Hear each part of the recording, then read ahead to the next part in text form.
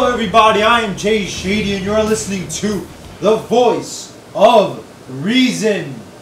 So here I am, a little late with my SummerSlam review. I know I didn't review Raw last week, just didn't get around to it. Watched it like Wednesday, Thursday. By that time I was like, who's going to give a shit if I do a review? So here I am with the SummerSlam review. Watched the show on Monday because I had work Sunday night. Watched the show on Monday, avoided spoilers, and it was a good show. You know, for the most part the matches were good, but it wasn't anything really past good. You know, it was solid, but anything past solid would be giving it a little too much praise. I mean, it was empty of one or two really great matches. There wasn't a great match on this card. There were a lot of good matches, but nothing that was great. Nothing was match of the year candidate. Whereas last year SummerSlam you had Punk versus Lesnar and you had Cena versus Daniel Bryan, two match of the year candidates on one show. This pay-per-view didn't have that. This was you know, a bunch of good matches on the show, but nothing that was really transcended, you know, the level of good into the level of greatness or the level of classic and things like that. So I'm not going to say this was an amazing pay-per-view or anything, but it was all right. The show kicks off with Hulk Hogan coming out, and you know, I was surprised to see Hulk Hogan opening the show. Didn't know this was going to happen like this, but I really wish he fucking didn't, because you know, you start off the show, SummerSlam. You start off this important pay-per-view. You have Hulk Hogan there, and he's there to just sell the fucking network. And it doesn't make sense to me. Because if you're watching SummerSlam legally, aren't you already fucking watching it on the network? So why are you trying to sell the network on the network itself to people who have already bought the fucking thing? It doesn't make sense to me. You know, it's like, you know, if you I don't know, if you go to Disney World or something, right?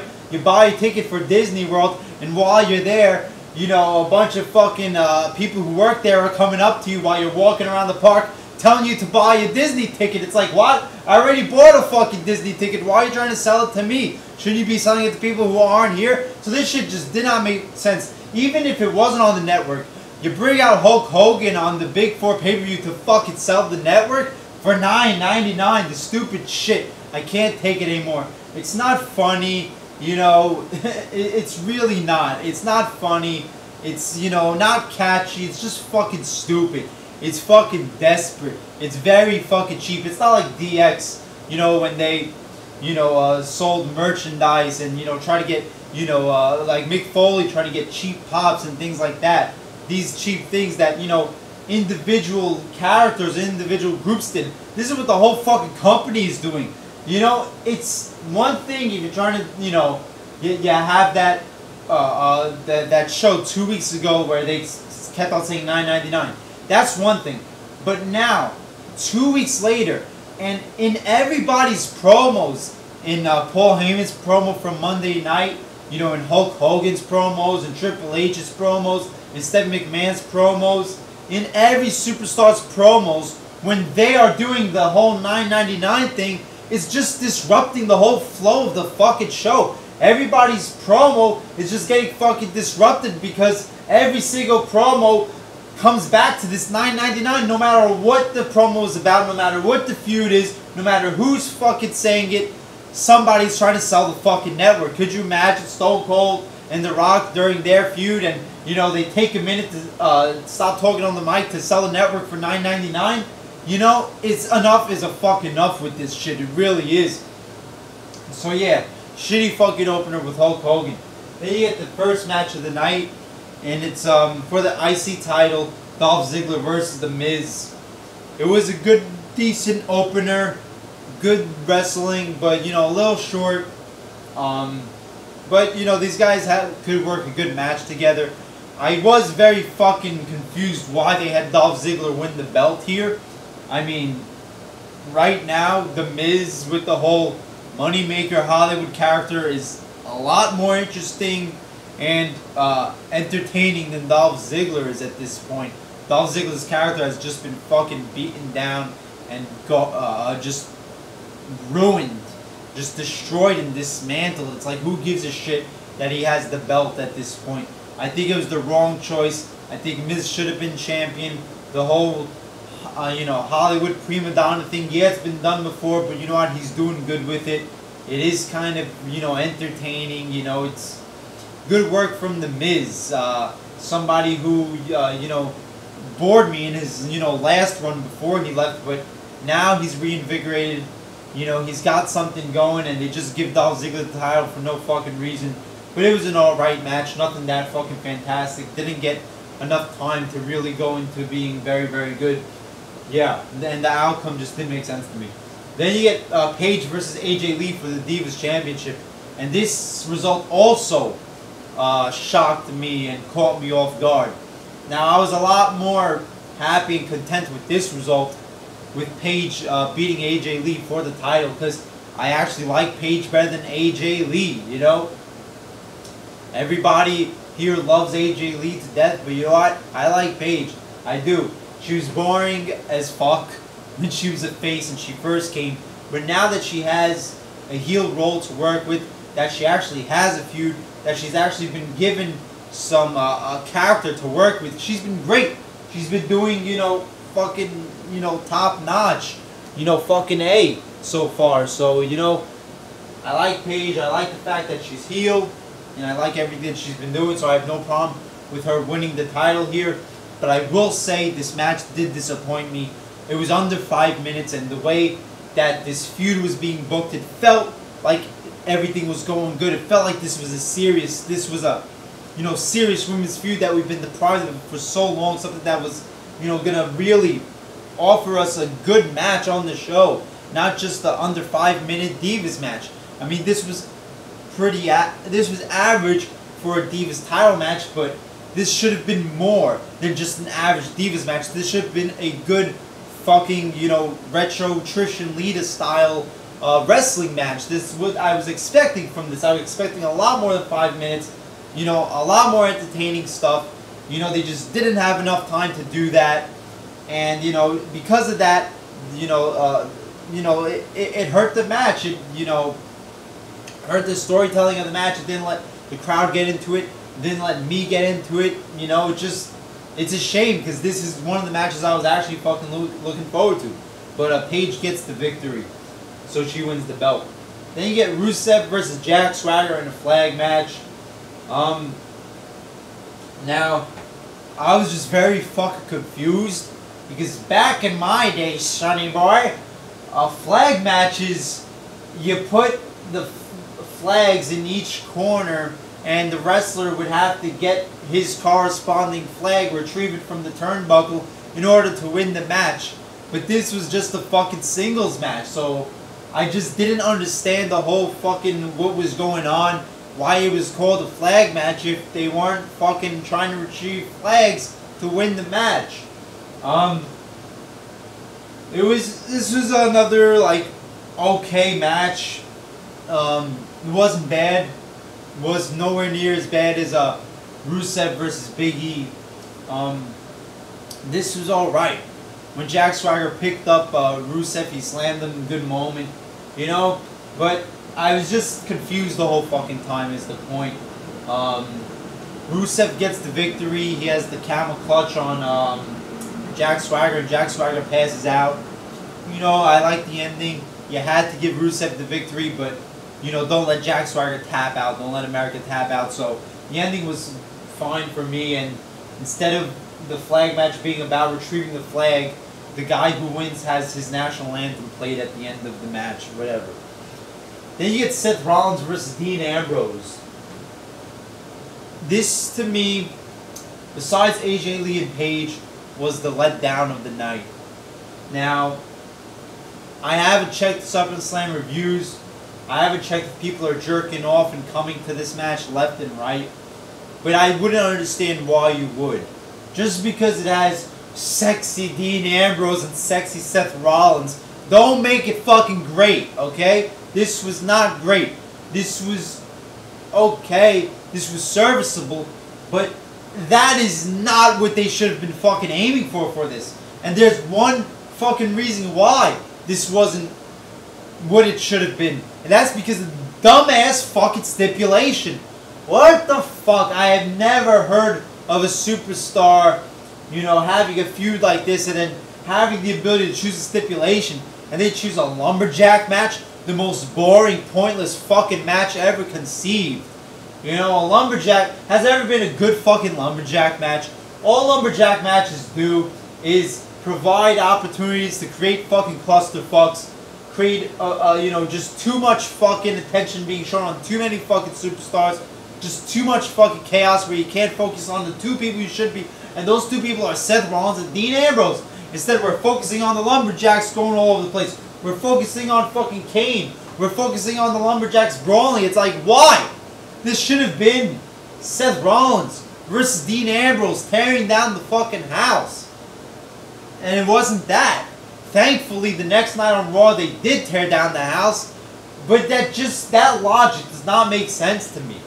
You know, you have a match on TV for free be better than a match that you pay $9.99 for. So basically, you're saying, as a company, don't pay $9.99 because don't worry, you'll see the match on the show the next night for free and a better version of it at that. You know? So it doesn't fucking make sense to me. Seth Rollins gets the victory because Kane interferes. Kane's old fucking ass, his old fucking raggedy, just beat up, mangy ass. You know, can't take this guy. Kane needs to just retire as a wrestler, as a character. Just get the fuck out. Go do something else. Seriously. I can't. The guy sucks. The guy is just... He's just not captivating at all. And he just fucks everything up. You know, it's just... Fuck this... The ending of this matchup.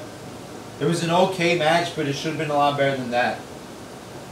Then you get Bray Wyatt versus Chris Jericho. Finally, for the first time in fucking eons, Bray Wyatt gets a straight up, clean victory. Bray Wyatt could actually win a match without 5 people fighting for him. Go fucking figure. This was a good match. Only thing is I didn't give a shit about it. I didn't give a shit about this feud. I didn't give a shit about the build-up. And I just don't give a shit about Bray Wyatt right now. It's sad to say. Bray Wyatt, one of the more unique, maybe the most unique character in the roster today. And WWE has done such a bang-up job to make me just not give a shit about him at this point. Good fucking going. So yeah, good match. Pretty good wrestling match, but I just didn't really care for it.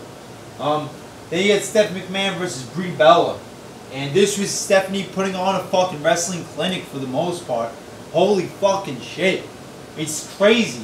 When the daughter of the owner of WWE, the daughter who is near 40 years fucking old, is a better wrestler, is a better Divas wrestler than the whole fucking Divas roster. How fucking sad is that? Maybe, well, you know, yeah, she's not better than AJ Lee and Paige, but all the other fucking ones she's better than, you know? It's very fucking sad. Stephanie McMahon just schooled fucking Brie Bella, you know, just pulled some fucking serious, legit wrestling moves. She looked great. She looked phenomenal. Stephanie McMahon did a fucking fantastic job. You know, carried this match, really made this match entertaining and made it an actual, you know, decent wrestling match, which I was not expecting. I was expecting more of a soap opera entertainment type match. But she put on a wrestling match. Of course, you get the soap opera entertainment stuff at the towards the end. Triple H comes out, Nikki Bella comes out, Brie Bella does a baseball slide to Triple H. Nikki Bella comes in the ring. They both, you know, sandwich Stephanie, you know, lesbian sandwich. They're all gonna fuck. No, let me calm down before I wet my pants. No, they sandwich Stephanie, and it looks like they're about to gang up on her, but Nikki Bella turns on Brie Bella, punches her in the face, and helps Stephanie McMahon get the victory. So Nikki Bella turns heel. Now we're going to get Brie Bella versus Nikki Bella feud. Who gives a shit? I mean, the only reason I cared about this Brie Bella feud was because of the good stuff Stephanie McMahon was putting on. Stephanie McMahon carried this whole fucking feud but now it's two Bellas in the feud with themselves. It's just gonna be a recipe for fucking chaos at this point. Just fucking bring back Daniel Bryan and stop with this Bella shit. But yeah, entertaining stuff. Very surprisingly good wrestling match from Stephanie. Then you get Roman Reigns versus Randy Orton. This was a little too long in my opinion. Got a little slow at times, but it was a pretty good match. Especially towards the last 5 minutes, you know. Good stuff. I like the part where Roman Reigns was going for the Superman punch and Randy Orton reverses it into an RKO. You know, a nice big win for Roman Reigns here, I guess. That's what they, you know, were going for, and that's what was executed. A nice big win here for Roman Reigns. Goes over Randy Orton clean. Has his big moment. Like I said, the match could have been a little shorter, and you could have added more time to like the Divas Championship match, or you know, some things like that. But yeah, I did enjoy this match for the most part. It was good, not great or anything, but it was good. It was pretty good. And then you get the main event: Brock Lesnar versus John Cena for the WWE Heavyweight Champion. I mean, people are going crazy over this shit. You know, Brock Lesnar squashing John Cena. Brock Lesnar just beating the fucking holy fuck out of John Cena. But, you know, I mean, this wasn't anything near the level of their Extreme Rules match. Let's fucking face it. I mean, yeah, John Cena won that match. But that's how this, like, I wish they didn't have the match at Extreme Rules. And the match that they had Extreme Rules, they did here. You know, just think about it. Rather than doing 16 fucking German suplexes, which kind of got boring at a point. You know, Extreme Rules, it just opens up with Brock Lesnar elbowing John Cena in the fucking head. Gushing fucking blood and shit. Now that's an ass kicking. That's a pummeling. That's a beating. That's destruction.